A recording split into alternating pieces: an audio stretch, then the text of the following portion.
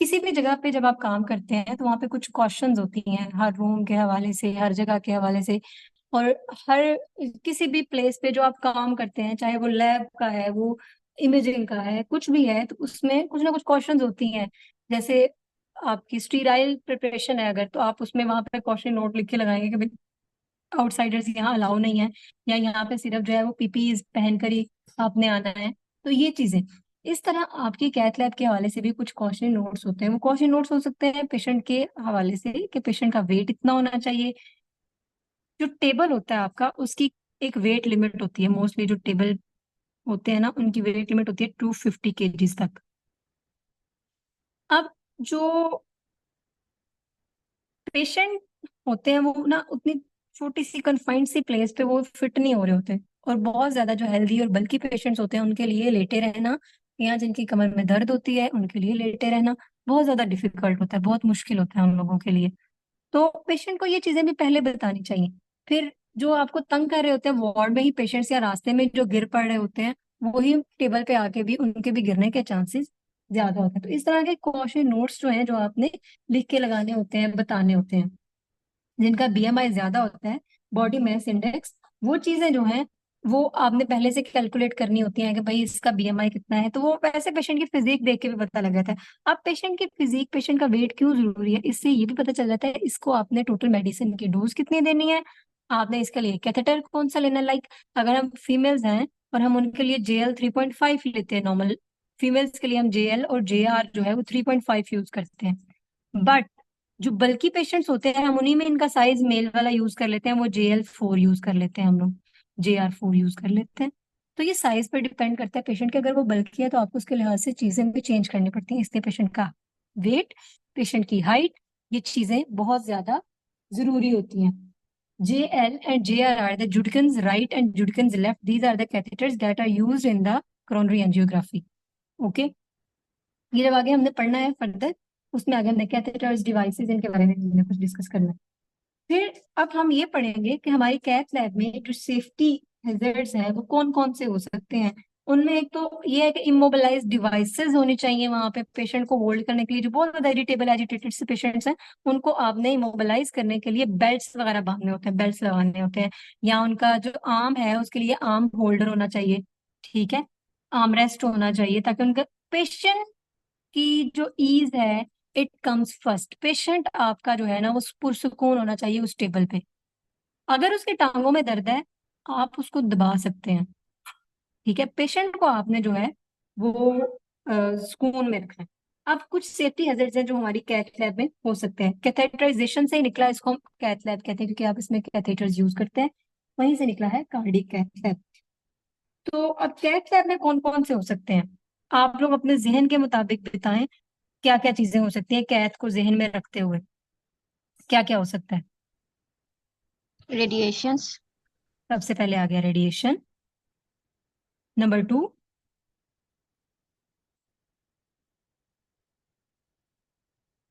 आप directly patient के blood micro के साथ ऑर्गेनिजम्स कांटेक्ट में होते हैं। वगैरह। यस, आप डायरेक्टली पेशेंट के ब्लड के साथ आप इन कांटेक्ट होते हैं, तो उसके उससे जो है ब्लड बॉर्न डिजीज पैदा हो सकती है। इसलिए मैं, मेरे पास जो भी इंटर्निस भी आते हैं, मैं उनको यही चीज स्ट्रिक्टली फॉलो करवाती हूँ।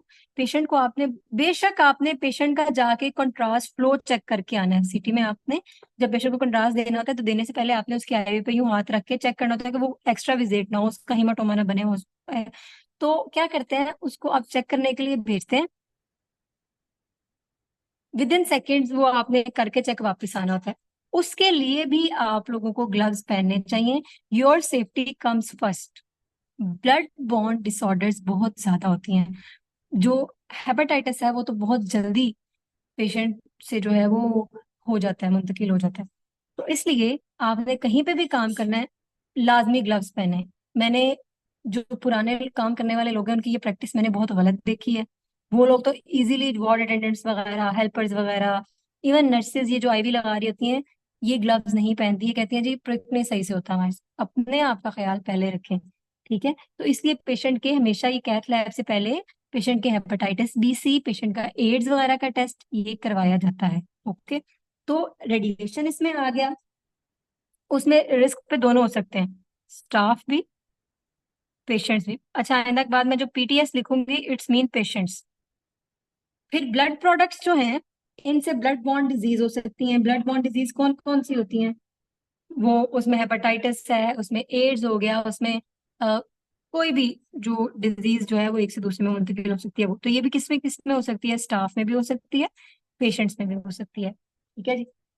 फिर उसके बाद ये होता है, वहां पे अगर कोई क्लींजर आप यूज कर रहे हैं, हर पेशेंट के बाद कैथ को साफ किया जाता है, ये प्रोटोकॉल है, ताकि पहले वाले पेशेंट के जरासीम दूसरे पेशेंट को ना लगे। ठीक है।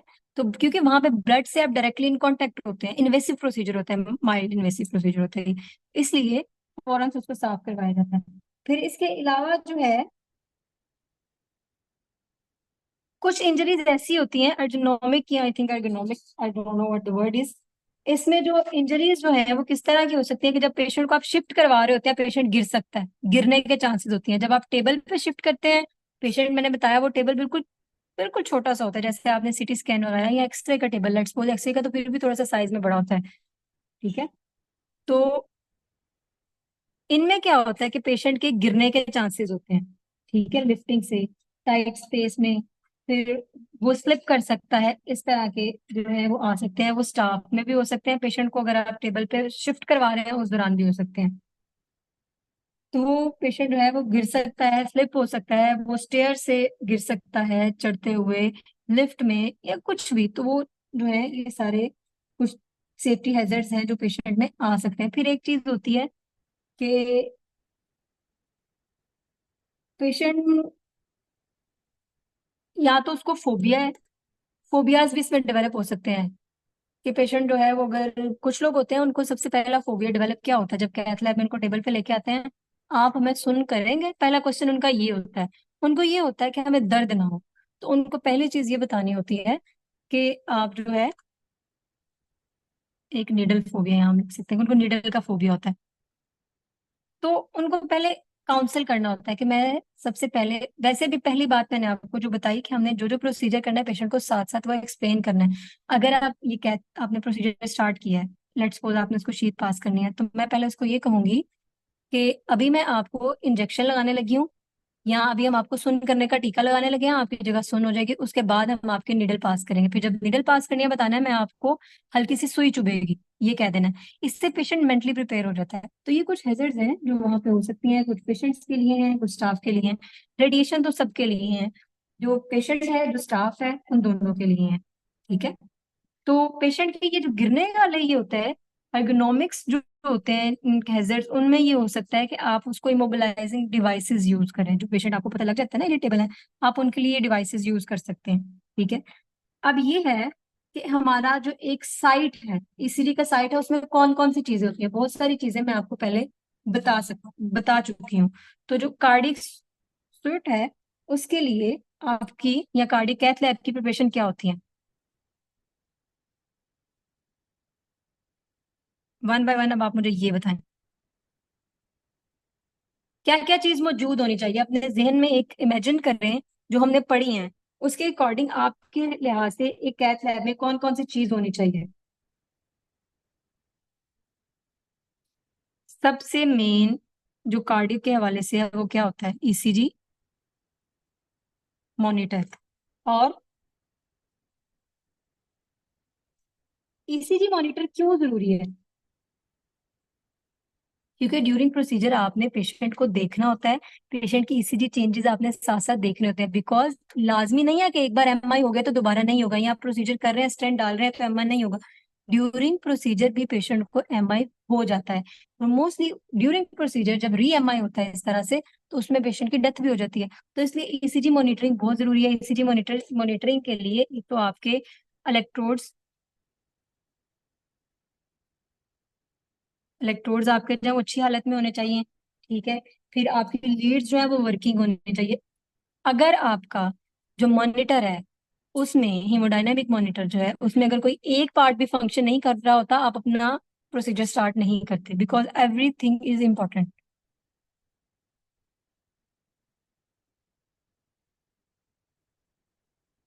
मोस्टली जो ईसीजीज होती हैं वो हमारी 12 लीड्स होती हैं, लेकिन जो हम कैथ लैब में यूज करते हैं वो 3 लीड्स होती हैं, ये भी याद रखना है। वो ये होती है, हमारे पास होती है 2 1 2 3, फिर V1 से लेके V6 तक, और उसके बाद आपके पास आ जाती है AVL, फिर AVR और AVF। ये 12 लीड्स होती हैं। ठीक है। उसके बाद मोस्टली जो हम कैथ में यूज करते हैं वो 3 लीड्स होती हैं, वो यही वाली व्यू होती हैं, 1 3 एंड 2। ये वाली 3 लीड्स होती हैं। ठीक है। तो ये इनका जो है, ये यूनिट प्रॉपर वर्किंग में होने चाहिए। ठीक है। और एक और जो चीज है कि ये रेडियोलूसेंट्स होनी चाहिए। What is meant by radiolucent? जहाँ से रेस पास हो जाए, ब्लैक। यस, जो कि आपके उस पर नजर ना आए, एब्जॉर्ब ना करें, ये लीड नजर नहीं आनी चाहिए आपकी। ठीक है। तो ये रेडियोलूसेंस होनी चाहिए। उसके बाद मेन पॉइंट जो मैंने, हम लोगों को याद रखना चाहिए, कल भी मैंने एक्सप्लेन किया था, IV access. Why IV access is important, कौन बताएगा? कल मैंने बहुत डिटेल में बताया था ये। आईवी एक्सेस जो है मैम हमारी अगर क्यों हमें जरूरी कोई है? सडन मेडिकेशन देनी पड़ जाए हम्म। ड्यूरिंग द, अगर कोई कंट्रास्ट का रिएक्शन हो गया उसकी वजह से, या कोई भी सडन मेडिकेशन अगर हमें देनी है, तो फिर हमें आईवी लाइन का प्रॉपरली एक्सेस होनी चाहिए पहले से। ठीक है। और मोस्ट ऑफ द टाइम क्या होता है इन प्रोसीजर्स में, सबसे पहले आपकी आईवी गायब होती है, सबसे पहले आपकी ये जो वेसल्स हैं ये गायब होती हैं। ठीक है। तो अगला पॉइंट हमारा इसके, फिर दूसरा ये है कि अगर पेशेंट हाइपोवोलेमिक शॉक में जा रहा है तो उसके लिए आपको उसे फ्लूइड्स वगैरह देने के लिए और मेडिकेशन फॉर आईवी फ्लूइड्स, उसको जो है आईवी फ्लूइड साथ साथ चल रहे होते हैं। ठीक हो गया जी, ताकि पेशेंट हाइपोवोलेमिक शॉक में ना जाए।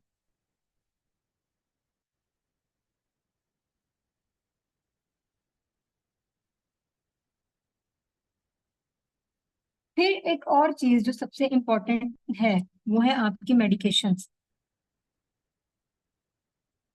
मेडिकेशन या उस ट्रॉली को कहते हैं इमरजेंसी किट या इमरजेंसी ट्रॉली।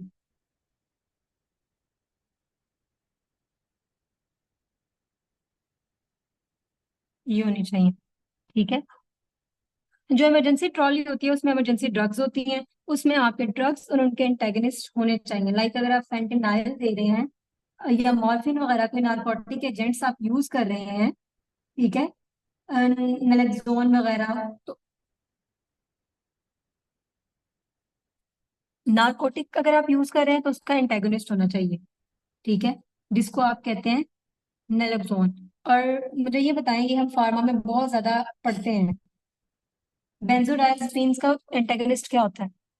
बहुत ज्यादा इंपॉर्टेंट, बहुत ज्यादा हम इसको पढ़ते हैं जब फार्माकोलॉजी फ्लोमेजेनिल। पढ़ते हैं। फ्लूमेजेनिल। ठीक है।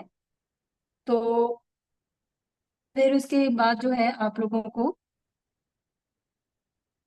बेलियम वगैरह के लिए, मिडाजोलाम वगैरह के लिए भी आपको पता होना चाहिए कि आप क्या क्या यूज कर सकते हैं। बेंजोडाइazepines जो है उनमें ये डायजेपाम, फिर वेलियम, यानी कि आपके पास जो भी ड्रग है उसका एंटागोनिस्ट जो है वो आपके पास मौजूद होना चाहिए।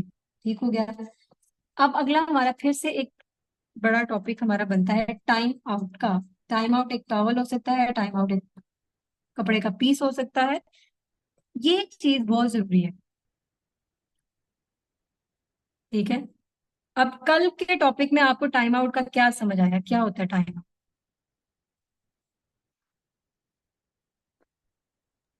जो आपकी इमरजेंसी ट्रॉली होती है ना, इसमें आपके जनरल मेडिकेशंस, फिर इमरजेंसी मेडिकेशंस, जिसमें आपके फिर उसके अलावा जो है क्या कहते हैं, लाइफ सेविंग ड्रग्स इसमें होती हैं। ये चीज होती है, यानी कि इसमें आपके स्टमक के लिए मेडिसिन जो है वो हो सकती है, फिर उसके अलावा मेप्रोजोल, राइजिक, ये पेनाडोल हो सकती है। फिर उसके अलावा लाइफ सेविंग्स में आपके जो होते हैं मॉर्फिन, एपिनेफ्रीन, नॉर एपिनेफ्रीन, फिर बाकी की ड्रग्स हो सकती हैं। ये चीजें आपको पता होनी चाहिए कि इमरजेंसी ट्रॉली में क्या क्या कुछ होता है। टाइम आउट के बारे में हम बात कर रहे थे, what is time out? Time out में क्या होता है? प्री मैम प्रोसीजरल बिफोर जो। Start of procedure, before the start of procedure जो हम सारी जो चेकलिस्ट देखते हैं वो टाइम इसको सिंपल लैंग्वेज में अगर हम इसको कहें तो ये है a safety check before procedure. ये प्रोसीजर बेटा इतना इम्पोर्टेंट होता है, ठीक है। आप एक लाइफ सेविंग प्रोसीजर कर रहे हैं, तो इसके लिए हर हर एक स्टेप के ऊपर जो है वो चेक करना, पेशेंट ठीक है, पेशेंट की आईडी ठीक है, पेशेंट आप सही लेके आए हैं, पेशेंट का डायग्नोसिस ठीक है, each and everything is important. तो इसलिए सब कुछ चेक करने के बावजूद भी आप उससे पहले आप एक टाइम आउट चेक करते हैं। तो उसको टाइम आउट में आपने क्या क्या कुछ देखना होता है। टाइम आउट में वही पिछली वाली चीजें रिपीट होती हैं हमारी, ठीक है। फिर उसमें आप जो एक जो है वो एनेस्थीसिया के लिए पेशेंट को प्रिपेयर कर सकते हैं, ठीक है। टाइम आउट हर एक के लिए जरूरी होता है, ज्वाइंट कमीशन ही रिक्वायरमेंट होती है। और वो टाइम आउट का टॉल रख दिया जाता है, या वो साइन देता है टाइम आउट का, या वो मुंह से बोल देता है टाइम आउट, ठीक है। 1 minute time out, 2 minutes time out, ये प्रोसीजर भी इसमें यूज हो सकता है, ठीक है। और इसमें उस दौरान जितनी टीम होती है आपकी काम करने वाली, वो पूरी की पूरी उसमें जो है वो इन्वॉल्व होती है, ठीक है। सब लोग चेक कर रहे होते हैं उसमें। अगर तो वो जनरल एनेस्थीसिया के अंडर आप करें, वैसे तो ये जनरल के अंडर होता नहीं है, तो उसके लिए एनेस्थीसिया वाले भी आपके पास होने चाहिए, सर्कुलेटिंग नर्स जो है वो भी। फिर उसमें एक्टिव और loud, it should be active and loud. वैसे आपकी कैथ लैब में शोर नहीं होना चाहिए, लेकिन जब टाइम आउट होता है वो एक्टिवली और लाउड होना चाहिए, ताकि सबको सुनाई दे। पेशेंट का नेम उसमें, पेशेंट का प्रोसीजर उसमें, और साइट उसकी, ठीक है। ये कंफर्मेशन के लिए एक स्लाइड सा पॉज दिया जाता है, उसमें पेशेंट, प्रोसीजर और उसकी साइट उसको जो है वो कंफर्म किया जाता है, ठीक है।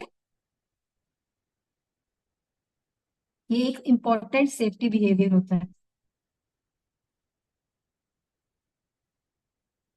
इससे एक तो आप लोगों की कंफ्यूजन दूर हो जाती है, ठीक है। फिर उसके अलावा फ्रस्ट्रेशन कॉज नहीं होती कि अगर आपने प्रोसीजर स्टार्ट कर दिया फिर आप आगे बता रहे हो इनका तो ये टेस्ट नहीं हुआ, वो इनके तो आरएफटीज नहीं हुए हुए, इनकी ईसीजी पे ये चेंजेस थे तो हमने कैथेटर ये क्यों ले लिया, ये चीजें नहीं होती उसमें, ठीक है। फिर क्या होता है, अगर जो ऑपरेटर है, लेट्स सपोज जो कार्डियोलॉजिस्ट है, उसके अगर काम करते हुए उसको, यानी कि उसका माइंड डाइवर्ट हो जाता है, वो लाउडली वो ये कह सकता है, या वो कंफ्यूज हो जाता है। आप आपस में जो टीम है वो आपस में बातें कर रही है, और कार्डियोलॉजिस्ट जो है वो कंफ्यूज हो जाता है, तो वो लाउडली कह सकता है आई नीड 2 मिनट्स। मतलब वो कह किसी तरह से उसने बोलना है कि भाई मुझे 2 मिनट चाहिए, उसमें वो फिर दोबारा से इस डिटेल को चेक कर सकता है, ठीक है। तो वो लाउड जो कहना 2 मिनट्स टाइम आउट, उसको वो जब वो 2 मिनट कहेगा तो उसको कहते हैं 2 मिनट्स टाइम आउट। अच्छा, ये जो 2 मिनट टाइम आउट है ना, अगर आप लॉन्ग ड्यूरेशन के लिए आप खड़े हैं कैथ लैब में, आप 20-25 मिनट आपको एक पेशेंट पे हो गए हैं, मेंटली आपको जो है वो एग्जॉस्टेड हो रहे हैं, तो उसमें भी आप कह सकते हैं 2 मिनट्स टाइम आउट, ठीक है। उससे ये होता है कि आप थोड़ी देर के लिए रिलैक्स करके चीजें डिस्कस करके आप अपना दोबारा से प्रोसीजर जो है वो स्टार्ट कर सकते हैं, ठीक है।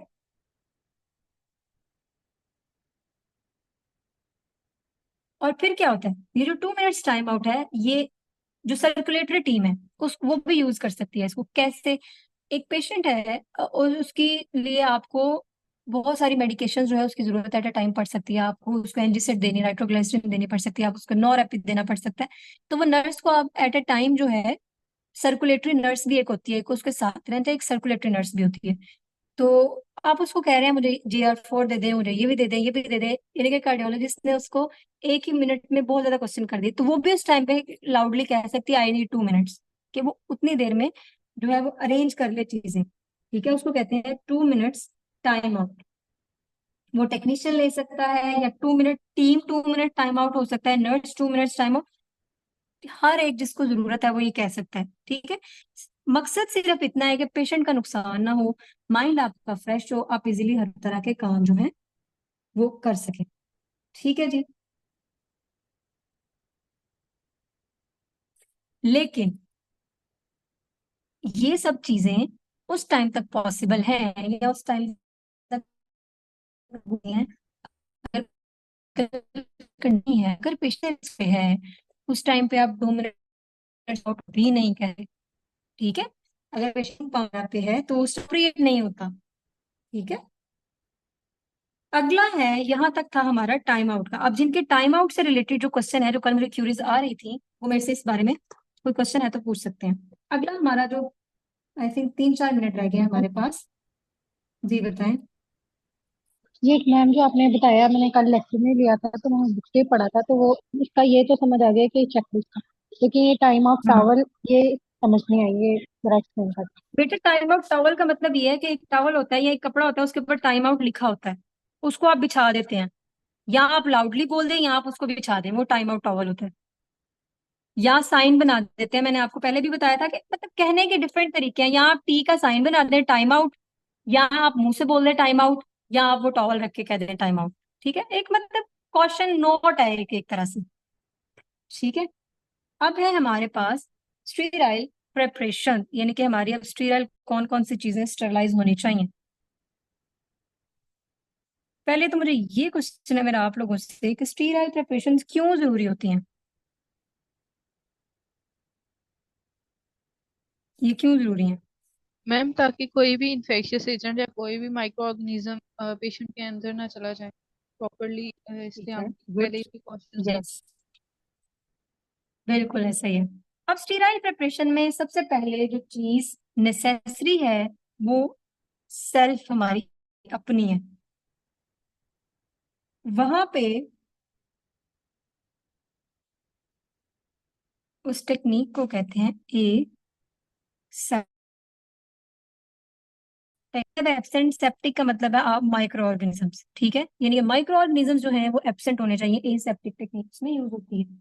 और उसके लिए फिर आप एसेप्टिक टेक्निक में आप क्या यूज करते हैं, स्क्रब्स। आपने देखा होगा हर एक ने गाउन्स पहने होते हैं। ठीक है, ग्लव्स। जो फर्स्ट असिस्टेंट और कार्डियोलॉजिस्ट है वो तो सर्जिकल ग्लव्स पहन, जो बाकी हैं वो पॉलीथीन के नॉर्मल ग्लव्स भी पहनते हैं, लेकिन ग्लव्स पहनने बहुत जरूरी है। फिर उसके अलावा रेडिएशन के हवाले से आपकी और कौन सी चीज जरूरी है, वो एसेप्टिक में तो नहीं आएगी, बट लेकिन आपके जनरल उसमें आ जाएगी, तो उसमें आपके लेड एप्रन्स। ठीक हो गया। और इसके अलावा इसमें आ जाता है आपके मास्क। मास्क भी बहुत जरूरी होते हैं। उसके बाद आ जाता है मैम आपकी, ये तो हो गया जनरल। जी बताएं। मैम ये कैथ लैब में गले पे भी वो पहनते हैं। उस कहते हैं वो भी उसका लेड। आपने नेक में जो पहना होता है वो नेक कॉलर होता है, उसको कहते हैं नेक कॉलर ही कहते हैं वैसे उसको तो। हाँ, और एक गोनेडल शील्ड होती है, वो नहीं यूज मैम होती क्योंकि उसमें आपने ये लॉन्ग पहना होता है, तो उसको थायराइड नेक कॉलर ग्लैंड के लिए कहते हैं। पहना जाता है। थायराइड शील्ड कहते हैं उसको, यस। उसको नेक कॉलर भी कहते हैं, उसको थायराइड शील्ड भी कहते हैं। उसको रेडिएशन मॉनिटर नहीं होता, वो रेडिएशन जो है उसको प्रोटेक्ट करने के लिए लेड एप्रन्स यूज होते हैं, क्योंकि लेड से पास नहीं कर सकती एक्सरेज। तो इसको मॉनिटर करने के लिए अगर मैं डिवाइस बताऊं तो वो आपकी डोजीमीटर होती है। आप लोगों ने अपनी आरएसटी में पढ़े होंगे डोजीमीटर, फिल्म बैजेस और गीगर मूलर्स आई थिंक, ये वाले सारे। ठीक है, तो ये dosimeters inside the lead apron होते हैं, ये आपकी रेडिएशन को मॉनिटर करते हैं। These are the radiation protected devices, these are the radiation monitoring devices.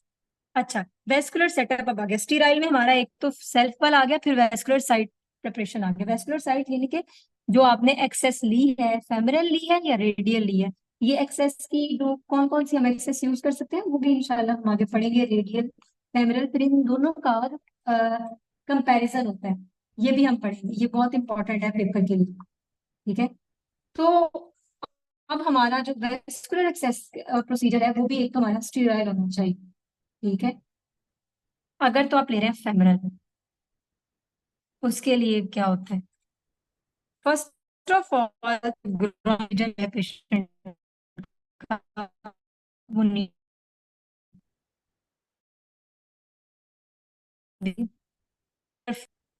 ठीक है, हेयर नहीं होने चाहिए वहां पे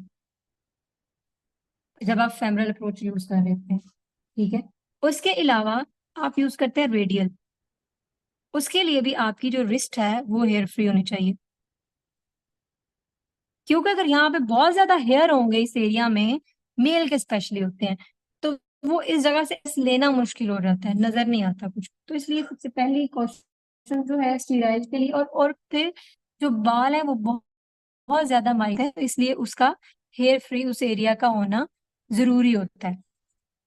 उसके बाद आपके पास जो स्टीराइड प्रिपरेशन आ जाती है, आप एक तो क्लीन करना है विथ कुछ जगह जो है हम क्या करते हैं, पहले इसको clean with sanitizer. Same for this,